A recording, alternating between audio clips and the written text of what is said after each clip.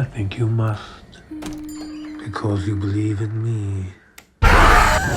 Spider, Krsy, hello, good evening here from the Hey. UK. Hello, governor. Just wanted to say, Terrible. Sorry. I'll stop. blimey, it's Dick Van Dyke. Everybody's just cockney. So, That's all I can do. It's like,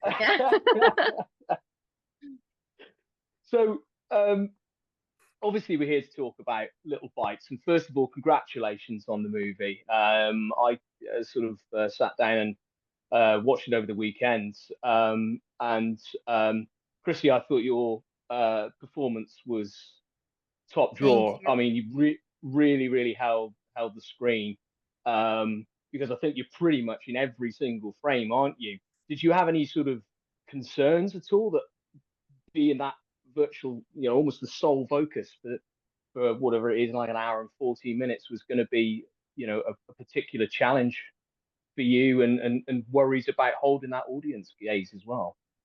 I mean, sure, yeah. I mean, it's always intimidating to it's all on you. If you don't deliver, then the movie doesn't work. And so, thank you for that. It was an important film to me. The second I read the script completed, I just told Spider, I was like, I have to play this character. I just connect to her so much, and I think that the message was so important. And to get to play a character this flawed and trying to like hold herself together all the time, I think we can all, really connect to that type of character. And we've all been there in our lives where we're like, we're struggling to kind of put something out to the world that maybe isn't really how you're feeling inside. And I just thought that that was really interesting thing. And I also knew that as an actor, I wanted to sort of go through this, in a weird way, this torture of what this character is going to, I just wanted to see where it would take me as an actor. And, we got to pick the best supporting cast, and I got to work with people that I just admire and that brought so much, that, I just let myself fall into it. And it was very nerve wracking because when you're in every scene, I don't get to look at the monitor. I don't know I'm just trusting Spider completely, and just that if he says it's working, it's working. And it feels good in the moment, then it's, but I did edit the film. So then I had to sit there and look at myself for months at a time, looking like the worst I've ever looked. And that was a challenge in itself too. And just like making choices on performances and scenes were, that was interesting. And luckily I didn't really feel like I was editing myself because I looked so different, and I'm a very bubbly, happy person, and Mindy is not. So that was helpful. But yeah, no, it was scary, and it was a very vulnerable role to do. And yeah, I'm happy you feel like it came across, because I definitely Yeah, yeah, it did. definitely gave myself to it. Absolutely. Spider, I understand that the sort of genesis for you writing the screenplay was about your experiences as a parent, and how the parents' best intentions are constantly countered by kind of those dark forces of self doubt and the external judgment of others. And I was wondering, what was the kind of seed of the idea that kind of propelled you forward to want to sit down and maybe write something that I guess must be very personal, having your own family, and you've got a daughter together.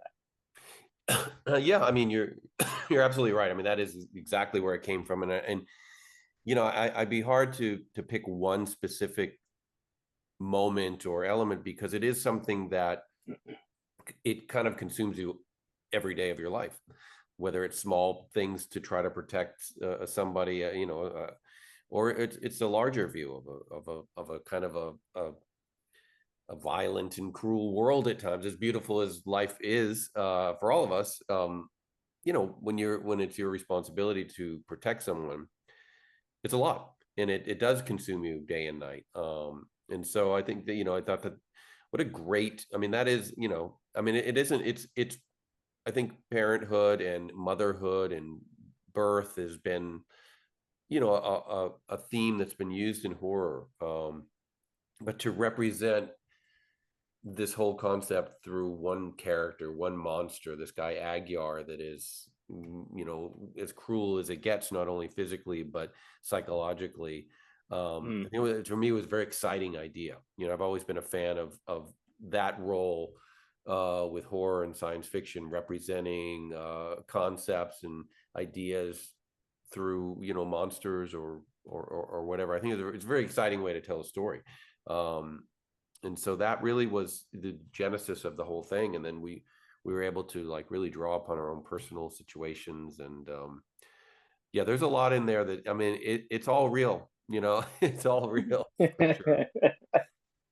I mean, it's got a kind of fairy tale like quality, I think. And I'm just wondering if maybe where you guys have been reading bedtime stories to your daughter, if that maybe helped spark some of those ideas in maybe ways you wanted to tell the story.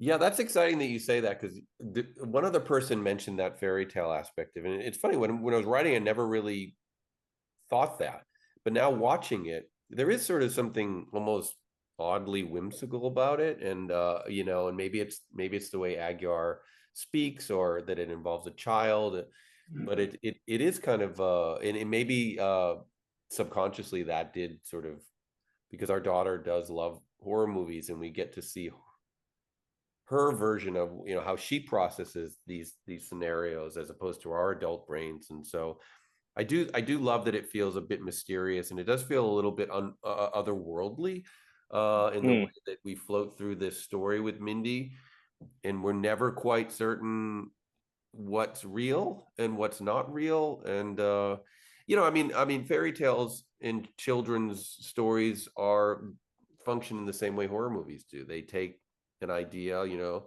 Humpty Dumpty, you know, this egg that's like, there's not an egg on the wall, but we know what that represents. So yeah, so I appreciate you sort of keying in on that idea. Yeah. That's all right. You mentioned Aguiar. Obviously, he's the villain here. And how did you go about creating him with excuse me, I'm not quite sure how to pronounce his surname. It's John Skalaroff, is that right? Laroff, yeah. Yeah. Yeah. How did you guys sort of go about sort of creating him, you know, in terms of his dialogue, and the physical presence and the behavior to um, one round that character, but also to echo your own sort of self doubts and insecurities. Yeah, I mean, it was so much involved in that, you know, we sort of knew what we didn't want to do at first. You know, we didn't want the silent killer. We didn't want uh something was so monstrous that it wouldn't have any human qualities. We didn't want it to be funny. You know, we wanted it to be just a terribly mean, you know, not only physically but psychologically. And we wanted to be just human enough where that performance would come through, you know. So we were very thoughtful about not too much, you know, don't go crazy with prosthetics so his performance can come through.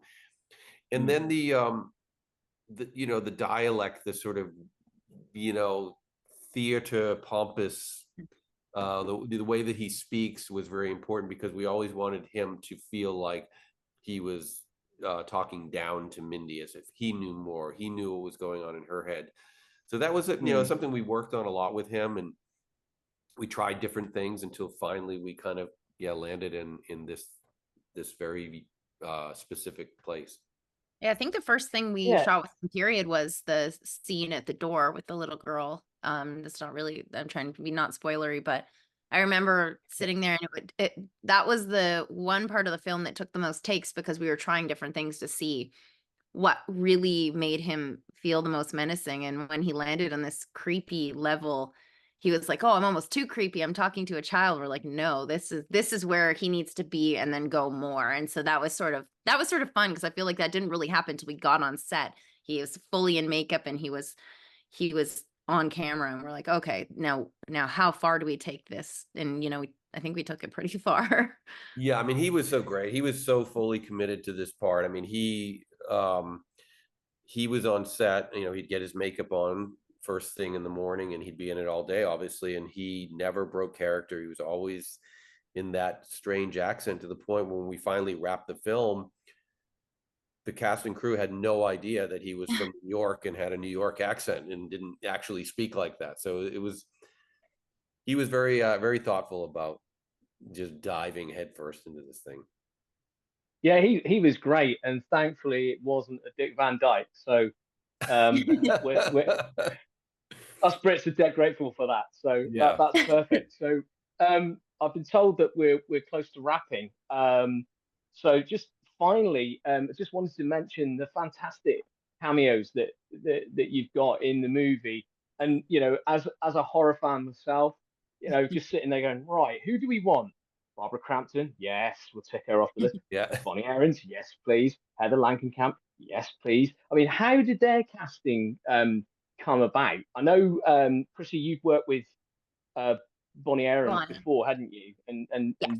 not just as an actress on your film, but I think she was a producer as well. So, you know, I'm curious about obviously Barbara and Heather, and they clearly represent those. Sorry, I'm having a senior moment. The kind of external judgment Yes. that we touched upon earlier as you know, people looking in on parents, and you've got that kind of positive and negative end which came across perfectly well. So how did they come on board? You know, Ugh. I mean, it's a dream list, isn't it? Yeah. Well, yeah, I mean, they stalked us and they wore us down. They're like, please let us be in your movie. No, no, actually, so Barbara's one of my best friends, and we spend an extreme amount of time together. And same with Bonnie. So it was sort of a no-brainer. It was weird because obviously we knew we wanted to work with Barbara at some point. But it was like trying to find a role that is different than we've seen her in, because we just wanted, that's exciting to us, is when you cast someone like her, but you're like, oh, I haven't really seen her do this. So Yeah. when Sonia character came about, I was like, it has to be Barbara, and it's going to really make me work, because I have to really pretend to hate this woman, and she's a very unhateable person. So I was really excited. And Barbara brought, you know, she just brought her game when she came to set. She was just, you know, that was probably one of the hardest days of shooting, because it was the longest and the most pages, and she's just a badass, obviously.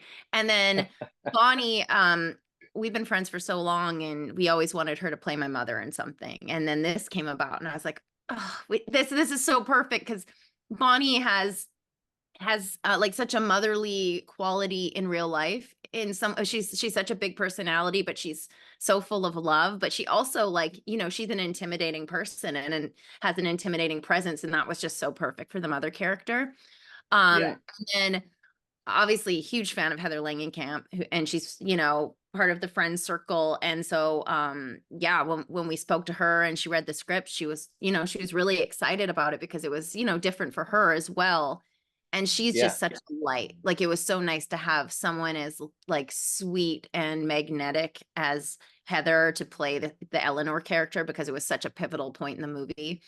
So I think, you know, Spider and I got to nerd out a little bit and cast people that we just were like, I can't believe that they're going to be in our movie. Yeah, This I mean, I is think amazing. that, yeah, I mean, it's pretty exciting that you know, we're starting to move into that place in our careers as, you know, producers and directors and writers, that we can now reach out to people that we grew up loving, and now we also count them as friends, which is very exciting, and, you know, probably the most rewarding part of it. Yeah, definitely. That kind of brings us full circle, really, back to where we started, where this is all about family, isn't it? You know, so you've got friends that I guess they're, if we let go, maybe it's Auntie Barbara, and you know, that kind of just ties it up quite neatly. So thank you very much, Thank both you. of you. Can I say one thing? Can I interrupt you for 1 second about, since you mentioned course you can. friends? I don't know if Krsy is noticing. Oh no, I've been dying to say something. I'm the biggest Friends fan on the earth, like dork level obsessed. So I've been just like staring past you for like half of the interview. So sorry about that. Yeah, I didn't know if you had noticed that. I was like, we're just gonna end up talking about Friends for the whole interview. And I restrained myself, but then you did it. So yeah, I managed to source those. They're signed as Jennifer Aniston and Matthew Perry. Sorry, I'm tired. How dare you? I managed to source them. They're both signed, and they were a present for my wife. So I was, you know, I think I'm Your still wife is living cool. I can already tell. off that win. You know, a couple of years after I bought them. So Amazing. It's amazing. well, again, thank you both so much. It's been a pleasure talking to you. Good luck too. with the film when it comes out. I'm sure it'll go down well with the horror crew, and hopefully we'll get to speak soon about your next project. Yeah, thanks that'd so be much. great. No need to be afraid.